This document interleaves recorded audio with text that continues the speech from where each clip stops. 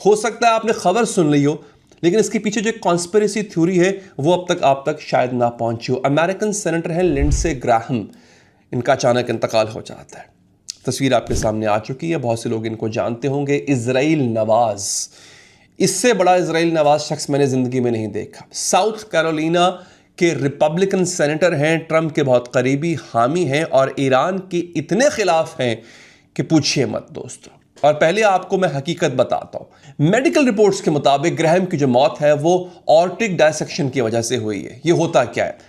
Aorta, AORTA, हो सकता है मैं इसकी प्रोनाउंसिएशन गलत कर रहा हूं तो प्लीज़ मुझे माफ़ कीजिएगा, मेरी तस्दीक कर दीजिएगा। ऑर्टा हमारे जिस्म की सबसे बड़ी खून की नाली है जो दिल से निकलती है, और डायसेक्शन उसमें एक अचानक शिगाफ पड़ जाना होता है जो अक्सर जानलेवा साबित होता है।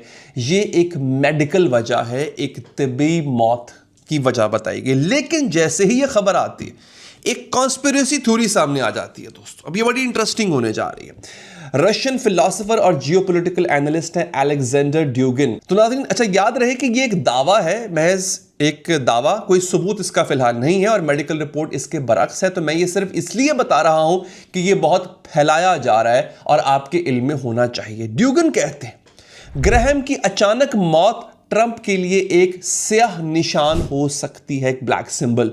मुझे शक है कि यह मोसाद का काम हो ताकि ट्रंप को ईरान के साथ जंग जारी रखने पर मजबूर किया जा सके। ये तुम अगले हो, अगला निशाना ट्रंप का हो सकता है। यानी मोसाद ने ग्रैहम को मारा है और ट्रंप को यकीन दिलाया है कि अगर ग्रैहम मारा जा सकता है तो तुम भी मारे जा सकते हो ईरान के हाथों, लिहाजा ईरान पर चढ़ दौड़ो। और उसके बाद देखिए आपके कैसे हमले और तेज होना शुरू हो गए।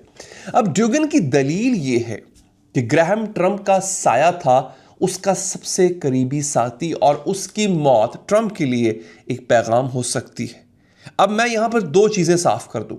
एक, ग्रैहम की मौत मेडिकल वजह मौजूद है जो कि मैं आपको बता चुका हूं। दो, ड्यूगिन का दावा महज एक कयास भी हो सकता है क्योंकि अभी तक उसने कोई सबूत नहीं दिया। लेकिन कुछ लोग इस पैटर्न को बड़े दिलचस्पी से समझते हैं कि ग्रैहम ईरान के खिलाफ सबसे सख्त आवाज थे और उनकी मौत ऐसे नाजुक वक्त पे हुई जब जंग अपने उरूज पे थी और वो खुद भी यूक्रेन में थे और उस दौरान उनकी मौत होती है। मैं इस दावे को सच नहीं कह रहा, एक थ्योरी है जिसमें आपके सामने इसलिए रख रहा हूं ताकि आप खुद सोच सकें इसके ऊपर।